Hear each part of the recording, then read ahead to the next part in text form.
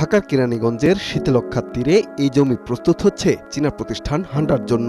বস্ত্র ও পোশাক খাত নির্ভর শিল্প কারখানা স্থাপনে সেখানে বিনিয়োগ হওয়ার কথা রয়েছে $25 কোটি, যা চূড়ান্ত হতে পারে প্রধানমন্ত্রী তারেক রহমানের চীন সফরকালে। দীর্ঘ 20 বছর পর ক্ষমতায় এসে বাণিজ্য ও বিনিয়োগ আনতে চীন সফরে বিএনপি সরকার প্রধান।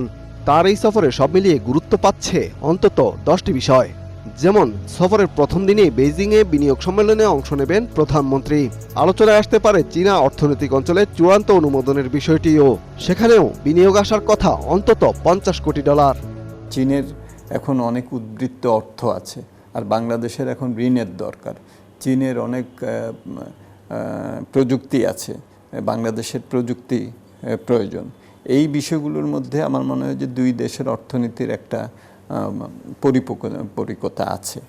সো এই দৃষ্টিভঙ্গি থেকে আমি মনে করি যে এই সফরে যেগুলো স্বাক্ষর হওয়ার কথা, এটা বাংলাদেশের জন্য ইতিবাচকই ভূমিকা রাখবে।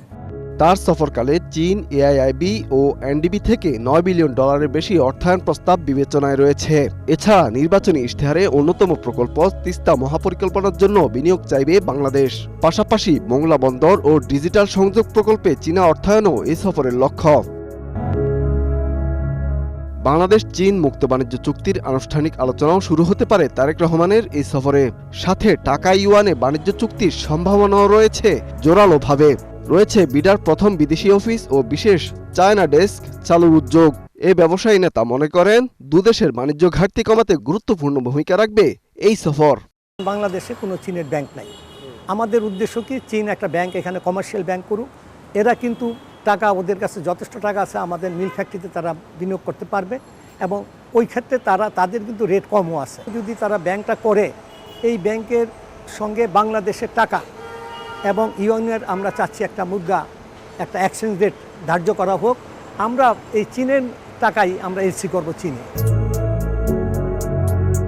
বর্তমানে বাংলাদেশে চীনা বিনিয়োগ $192 কোটি। ইমদাদ হোসাইন, 71, ঢাকা।